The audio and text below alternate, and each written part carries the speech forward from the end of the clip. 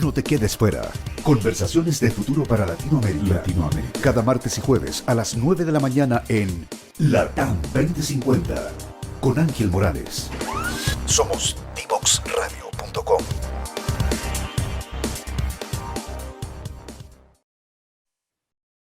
Ya estamos de vuelta con David y me gustaría, como mencionamos al final del capítulo anterior y le pusimos el título sobre futuros conscientes y sostenibles, meternos un poco en ese espacio.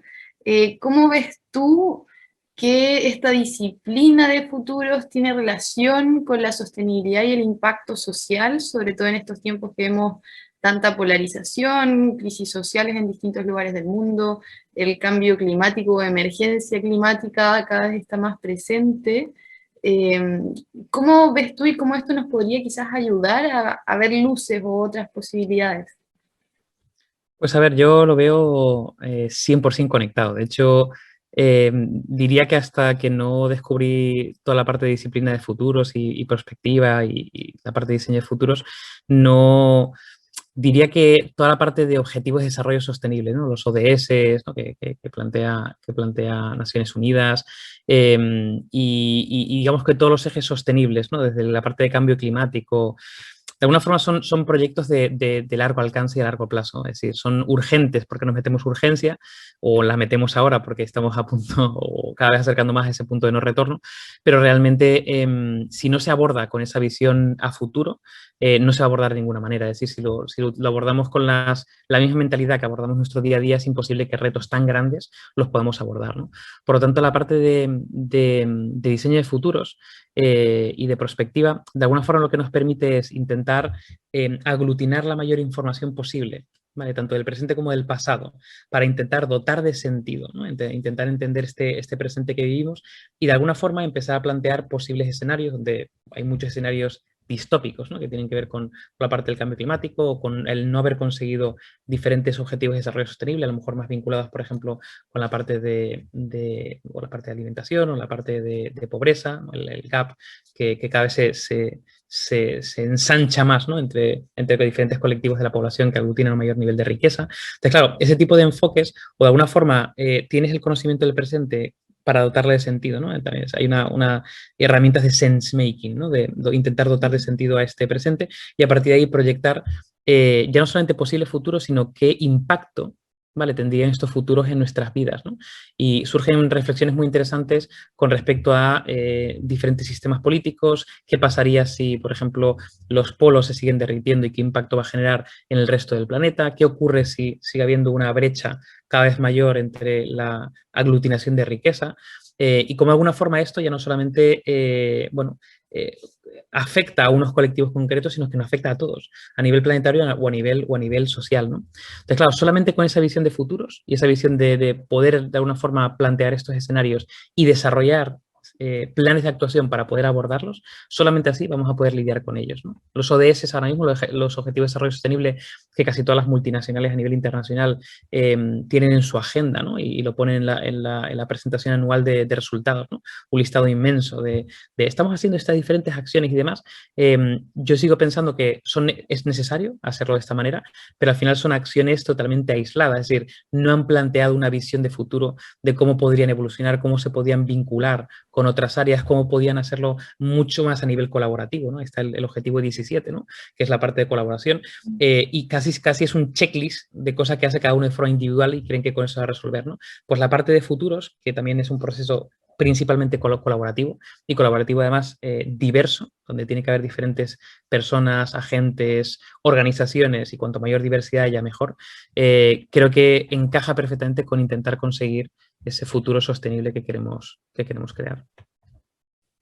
Y en ese sentido, David, como muchas veces, quizás es mi juicio, pero cuando empezamos a hablar de estas disciplinas, quizás se ve como a nivel más corporativo, como el caso de Shell, o bueno, esto lo aplican grandes empresas, y tú que trabajas como primero desarrollando habilidades en personas y al mismo tiempo con startups, ¿cómo lo ves esto como una disciplina, una herramienta que nos ayude justamente a lo que mencionas tú en relación a las disrupciones que se vienen, pero que salga como del espacio corporativo, como algo que quizás todos podamos desarrollar para justamente lograr esa colaboración, como que la colaboración se viralice en el buen sentido de la palabra y no se quede como en cúpulas.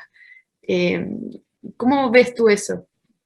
Pues mira, es una grandísima, es una grandísima reflexión. O sea, de alguna forma yo trabajando con muchas grandes corporaciones, lo que he visto es que de alguna forma una gran corporación cuando empieza a crecer, de manera muy natural empieza a generar silos, empieza a generar burbujas internas para intentar que su operación del día a día sea de alguna forma fácil de llevar o por lo menos que sea manejable, ¿no? Una empresa de 30 personas, cuando pasa a ser, si llega a ser, ¿no?, una empresa de 150.000, al final tienes que generar estructuras internas que de alguna forma te dan esa capacidad, ¿no?, de seguir creciendo, pero te resta mucha flexibilidad, mucha comunicación y colaboración entre las propias áreas. Pues al final pasa un poco lo mismo, saliendo del mundo empresa, con el mundo en general, ¿no? Al final nos dividimos casi en pequeñas cajitas, ¿no? Podemos dividirnos en países, en ciudades, en provincias, en colectivos concretos, en grupos más reducidos, ¿no? Y lo hacemos principalmente por un tema de operabilidad, o sea, de manejar, de alguna forma de tener un cierto nivel de control, ¿no? Claro, en el mundo digital en el que vivimos, donde efectivamente empiezan a derribarse diferentes barreras, y cuando metes la parte de futuros, donde el campo de actuación es el planeta, ya no es solamente, podría ser perfectamente una ciudad, podría ser perfectamente un país, como a través de un gobierno, pero en el fondo cuando pensamos en cambio climático es el planeta, y quien no se sube a este barco, pues estará haciendo un flaco favor a todos, ¿no? Claro, con esta mirada de colaboración, yo creo que y además yo creo que las empresas tienen un peso muy, muy específico en esto, por su tamaño y por la forma, el peso que le han dado a la forma de nuestro sistema socioeconómico en el que vivimos. Creo que tienen un rol de responsabilidad muy grande. Claro, la pregunta que me haces es, entendiendo todo esto, ¿cómo de alguna forma se pueden generar mimbres para poder colaborar? Pues ahí está un poco la complejidad, ¿vale?, de poder hacerlo. Yo creo que cada vez más hay empresas, ¿no?, quizá no las más grandes, pero sí las intermedias, están generando hubs de colaboración para principalmente eso, para competir, ¿no? O más que competir, para intentar de hecho, se puede hablar de competir, ¿no?, con 2 O, que es una especie de cooperación-competición, ¿no?, en el que depende cómo lo mides, puede ser competencia o cooperación, ¿no? Pero bueno, yo creo que esa cooperación a nivel de pequeñas empresas, que además empieza a surgir ahora muchas colaboraciones, asociaciones para luchar contra enemigos comunes, ¿no?, como puede ser el cambio climático, y ya no es lucha uno contra otro, sino tenemos otro objetivo diferente y nos aunamos, creo que se está poniendo bastante de moda, ¿vale? Espero que no sea una moda de esto de un fad en inglés, ¿no?, esto que hay un hype, ¿no?, y luego cae, sino que se mantenga creciente, pero bueno, ahí yo creo que estamos mucha gente, donde me incluyo, intentando impulsar fórmulas de colaboración entre compañías, y no solamente entre compañías, sino entre diferentes agentes, ¿no? Hay un modelo muy famoso que es el modelo de innovación del MIT, donde dice que solamente para que la innovación surja tienen que colaborar gobiernos, universidades, inversores, empresas y la parte de emprendedores, ¿no? Y solo así, ¿vale?, cerrando el círculo, se pueden generar hubs de colaboración efectivos, ¿no? Pues algo así yo creo que hace falta. Como esta estrategia de ecosistemas, creo haberla leído, justamente lo que dices tú, como más conectado con otros, como la lógica de ecosistema. Exacto. Y buenísimo, y me quedo de lo que me había respondido antes, otra pregunta, como una era esta y la otra relacionada un poco con lo que mencionabas, cuando vemos situaciones de emergencias medioambientales o sociales, quizás la narrativa o las imágenes que surgen son muy distópicas o van como más en esa línea, y preguntarte en relación como a lo que tú ves como en narrativas, como por una parte está la distópica, a mi juicio veo ciertas cosas más buscándolas como quizás más utópicas o más que utópicas, más una mirada positiva. Ahí no sé si has visto este documental como 2050, No. que tratan un poco, ahí yo si no te lo comparto, tratan un poco, o hay una película, Tomorrowland, que es de Disney, que sale de George Clooney, creo. Esa sí la he visto. Claro, justamente eso, como tenemos quizás tantas imágenes como apocalípticas y uno ve un montón de películas, la misma ciencia ficción, que es muy interesante para explorar el futuro, a nivel comercial, también a mi juicio creo que se ha cargado harto quizás más a la distopia. No sé si, ¿cómo tú crees que podamos afrontar esta situación y explorar el futuro como de la distopia? ¿Podemos llegar a algo, un impacto positivo? ¿Hacen falta quizás visiones más positivas donde logramos llegar a colaboraciones y logramos llegar un mundo mejor? Como a nivel narrativo, ¿cómo lo ves tú? Es buenísima, súper buena pregunta. A ver, una de las partes, yo creo que todos los humanos nos movemos por visiones del futuro, ¿no? Es decir, por las visiones que tenemos cada uno del futuro. Si son más distópicas, pues estaremos en un punto más de frustración, en un punto más de donde el factor del miedo es lo que nos lleva y nos impulsa a actuar, ¿no?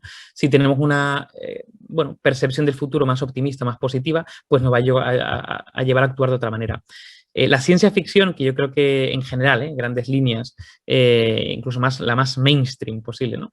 De hecho, la ciencia ficción ha pasado a ser como una especie de género super mainstream porque ya hay comedias de ciencia ficción, cosa que no se veía antes, ¿no? Pero bueno, el caso es que la ciencia ficción contribuye mucho a generar esas imágenes de futuro. Y claro, en el mundo del entretenimiento o hay una especie como de tensión, ¿no?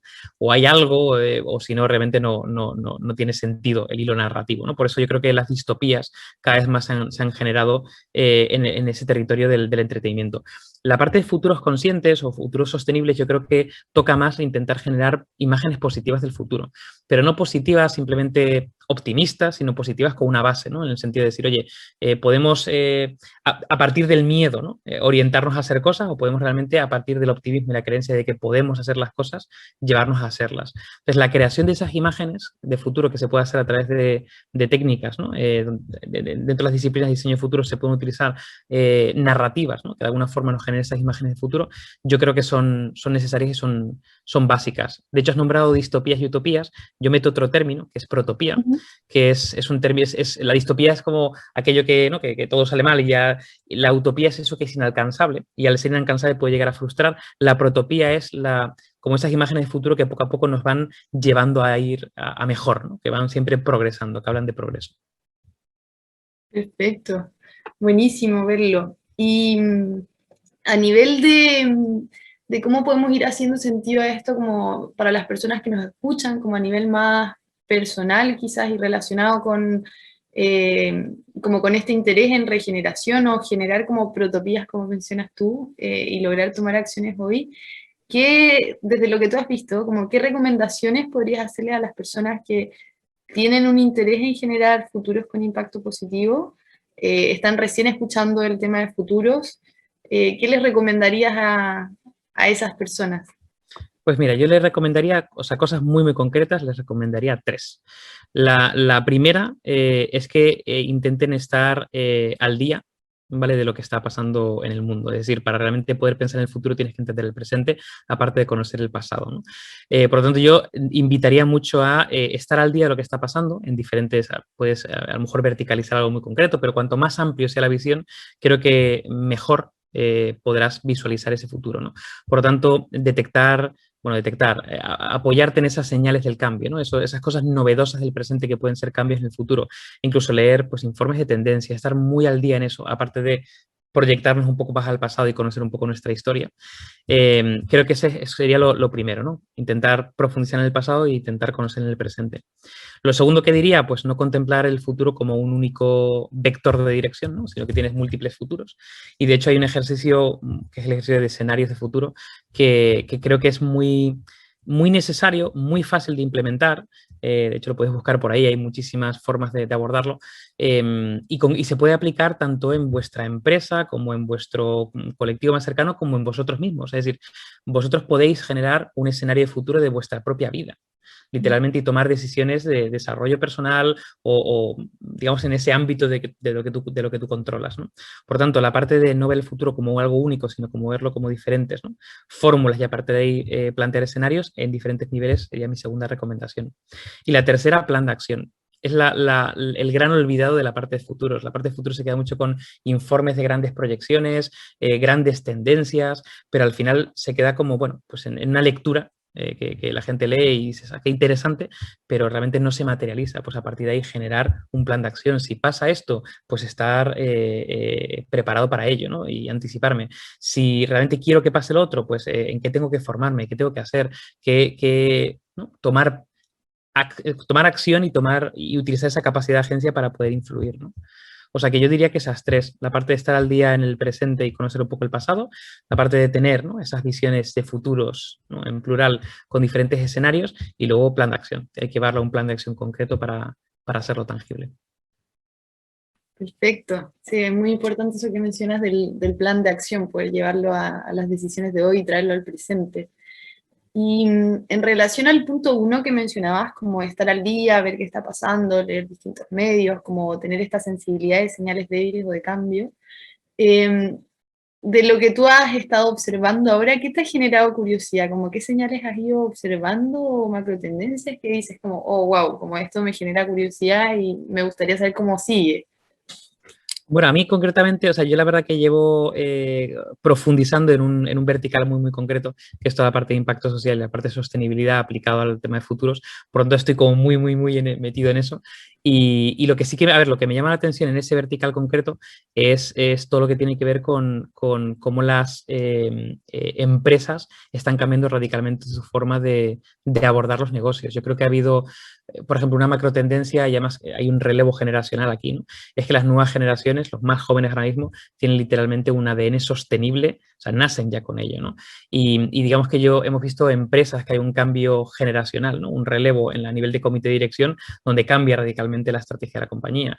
Otra tendencia, pues que los consumidores cada vez son más conscientes. Cada vez van no solamente a una guerra de precios, sino decir, ostras, esto está fabricado aquí, esto tiene algún tipo de impacto, qué empresa hay detrás, por qué cuesta esto. Es decir, hay un interés cada vez más genuino en ese ámbito. Y luego desde el punto de vista de empleados, ¿no? Personas que trabajan para terceros, ¿no? Que trabajan en una empresa, pues ya no solamente que estén exclusivamente centrados en un intercambio transaccional de dinero a cambio de fuerza de trabajo, sino que quieran un proyecto de vida, ¿no? Y eso lo que está generando es al final que, bueno, todo un ecosistema, que es el ecosistema empresarial, se esté moviendo, ¿no? Por no decir las diferentes tendencias relacionadas con la regulación, ¿no? La regulación en cuanto a sostenibilidad, por ejemplo, en cuanto a residuos, en cuanto a la parte verde y demás, y las que van a venir probablemente. Entonces, casi estoy más verticalizado en esa línea. Y nombrabas antes, cuando hablabas un poco así brevemente de a qué me dedico, hay un tema que me apasiona y que llevo ya formándome también bastante tiempo, que es todo el tema del funcionamiento de nuestro cerebro. De hecho, me hice el año pasado un máster en ciencias cognitivas y es un tema que me apasiona realmente. Y ahí hay un punto muy interesante que tiene que ver con probablemente la siguiente iteración de inteligencia artificial y probablemente de algo muy, muy friki, pero que empieza a ser señal de cambio y poco a poco tendencia, que tiene que ver con las interfaces cerebro-máquina. Es decir, alguna forma que con nuestro cerebro podamos controlar el espacio que nos rodea, ¿no? Y ahí hay algunos intentos como la última empresa de Elon Musk, que se llama Neuralink, está haciendo bastantes avances por esa vía. Pero bueno, es algo que me interesa mucho y además estoy convencido de que cuanto más conozcamos nuestro cerebro y cómo funcionamos, que conocemos relativamente poco, creo que se nos van a abrir muchísimas posibilidades en cuanto a inteligencia artificial, y el conocer a nosotros mismos nos llevará también a reflexiones muy, muy interesantes que generarán cambios disruptivos, seguro. Buenísimo. La última pregunta, lamentablemente estamos llegando al final, me encantaría seguir profundizando. Preguntarte a propósito que tú estás en esta vertical como de impacto, por una parte lo que me mencionas como de la parte más neurociencias y la otra el impacto social y sostenibilidad, que por supuesto tienen relación. ¿Alguna recomendación de lectura, de charlas quizás que tú mismo has hecho, algo como para meterse más en ese espacio, como el futuro de la sostenibilidad? Vamos, concretamente en YouTube hay varias charlas mías. Si ponéis mi nombre, Innovación Social, encontraréis yo creo que 3 o 4. Hay una de un evento que se llama Geyser. Pues la de Geyser concretamente yo creo que es una introducción bastante interesante a esto, ¿no? A la parte de innovación social con una visión de futuros. Y hago varias recomendaciones de libros ahí, como el libro de Factfulness o el libro de Utopía para Realistas, que son 2 libros maravillosos. Y desde el punto de vista de las neurociencias del cerebro, yo recomiendo un libro maravilloso que se llama Cómo aprendemos, de un neurocientífico francés que se apellida Dehaene, Stanislas Dehaene, y es maravilloso, básicamente, para mí, y ya te digo, es una recomendación para cualquier persona, aunque no esté ni quiera meterse en el mundo de las neurociencias, porque se explica de manera muy sencilla, pero es básicamente entender literalmente lo más profundo de nosotros, que es nuestro cerebro, y cómo pensamos, cómo imaginamos, cómo entendemos, cómo aprendemos. Muy, muy necesario, muy recomendable. Clave ese punto, algo muchas veces desconocido y muy importante. A propósito de lo mismo que hablamos de las narrativas, de cómo entendemos, de lo que creamos, así que genial. Muchas gracias por tu tiempo, por todas las reflexiones que nos has compartido, estas últimas recomendaciones también. Y agradecerte básicamente por participar de Exploradores de Futuro y ser parte de estas conversaciones. Nada, un placer y también enhorabuena por la iniciativa y por promover el pensamiento de futuro y esta disciplina tan necesaria.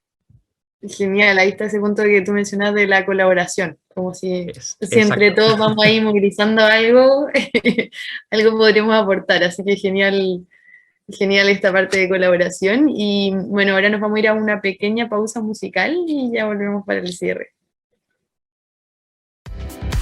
No te quedes fuera. Conoce nuevas soluciones y tecnologías para PYME con Simón Oliveros, cada lunes y miércoles a las 14 horas en Conexión PYME. Somos Divoxradio.com.